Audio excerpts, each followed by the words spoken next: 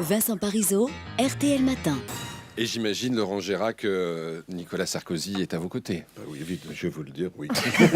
Et oui, le président de la République était l'invité de la matinale d'RTL. Pour ceux qui n'auraient pas pu écouter, voici donc le résumé. Ce matin, en effet, Nicolas Sarkozy a été interviewé par Jean-Michel Apathy.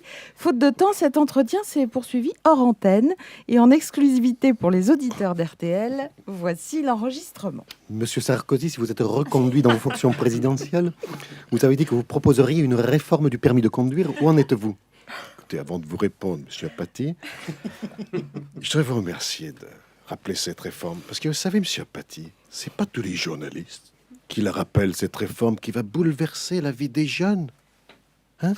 Car, qu'est-ce qu'il s'agit de quoi? Je vais vous le dire. Que tous les lycéens, ils quittent l'école avec le permis en poche. Parce que le permis, c'est indispensable pour chercher un travail. Vous voulez dire que le permis de conduire permettra de lutter contre le chômage? N'est-ce pas là un argument électoral un peu racoleur? À propos de permis, franchement, vous roulez pour qui, monsieur Apathy, avec vos questions orientées, qu'on se croirait à France Inter? Je ne roule pour personne en Harley Davidson. Je pose mes questions sans concession. Donc, je vous demande, après la réforme du permis de conduire, quelle réforme allez-vous encore inventer? Monsieur Apathy, il n'y a pas que le permis de conduire qui intéresse les Français. Il y a aussi le permis de chasse. C'est important. Le permis de chasse, c'est indispensable pour amener du gibier à la maison, pour améliorer l'ordinaire, surtout en période de crise. Hein? Vous savez comment il est délivré, le permis de chasse, monsieur Apathy? Non, je ne l'ai pas encore passé. Le permis de chasse est délivré par l'Office national de la chasse et de la faune sauvage après un examen comportant une épreuve théorique et une épreuve pratique. Ah. Bon, pour vous, en ce moment, ce serait plutôt la chasse aux électeurs. Mais venez-en au fait, Nicolas Sarkozy, ne faites pas attendre les auditeurs de RTL. Savez-vous qu'en cas d'échec au permis de chasse, monsieur Apathy, il faut parfois attendre 4 mois pour pouvoir leur passer? C'est beaucoup trop long, beaucoup trop cher. Les jeunes ne veulent pas peuvent pas s'offrir une telle dépense. Et les jeunes, ils ont besoin de tirer, de vider les douilles. Et alors, qu'est-ce que vous proposez?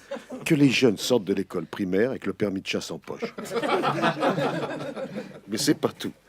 Il y a le permis de pêche. C'est important, le permis de pêche. C'est indispensable pour amener du poisson à la maison, surtout en période de crise, surtout le vendredi comme aujourd'hui, vous voyez. Alors, le permis de pêche, je propose que les jeunes le passent dès le collège.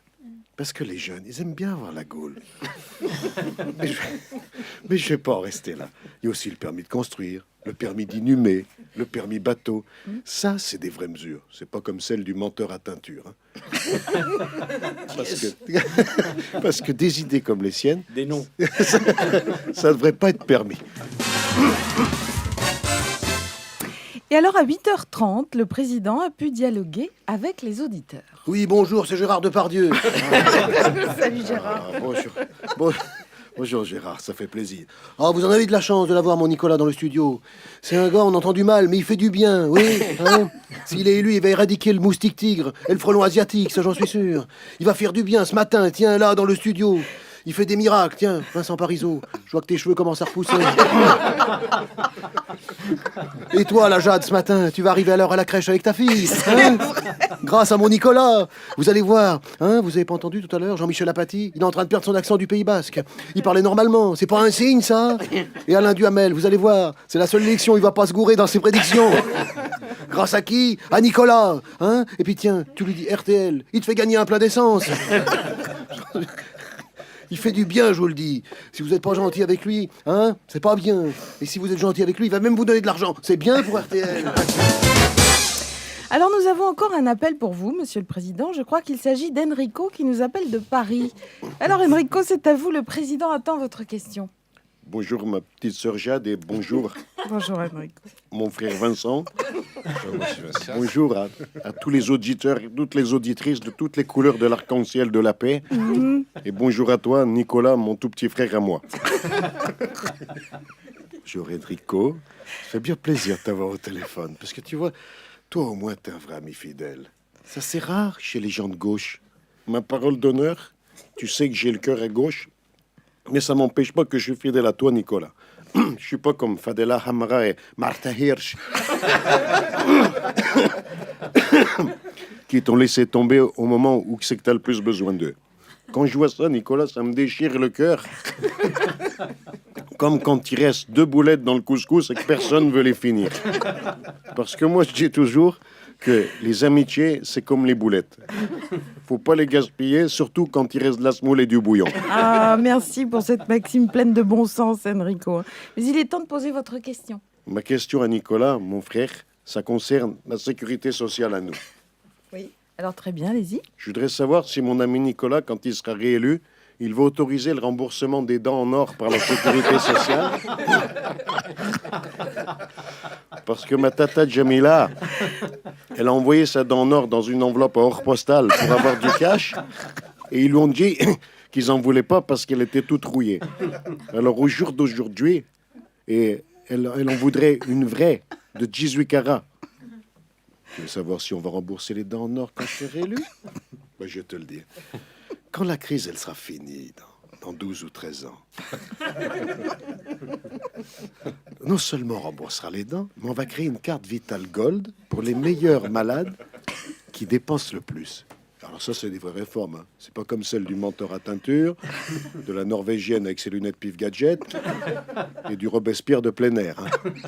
Non, non. Merci Enrico, mais je la sens bien cette élection. Puis tu seras le premier prévenu. À partir de 18h, je te tweete les résultats. À droite, on pense que si François Hollande est élu, ce sera la fin du monde. Mais selon certains éditorialistes et hommes politiques, en cas de réélection de Nicolas Sarkozy, la situation politique française pourrait devenir explosive. Nous sommes allés vérifier ce qu'en disait notre spécialiste des catastrophes en tout genre, Haroun Tazieff. On va encore dire que je suis Cassandre, mais j'ai une terrible prémonition. En 2012, si Nicolas Sarkozy est réélu président au second tour, il y aura de terribles répercussions sur tout le territoire.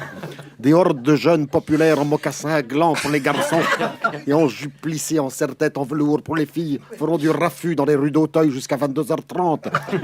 Angela Merkel sera tellement heureuse qu'elle fera imprimer des euros avec un portrait de Nicolas Sarkozy, ce qui créera de grands soubresauts monétaires et turbulences sur les marchés. Gérard Depardieu sera nommé Premier ministre, tandis que François Bayrou, en signe d'ouverture au centre, sera nommé ministre du cheval et des hippodromes. Jean Tibéri et sa femme Xavier reprendront le pouvoir à la mairie de Paris et détruiront les Vélib. Julie Lescaut deviendra ministre de l'Intérieur.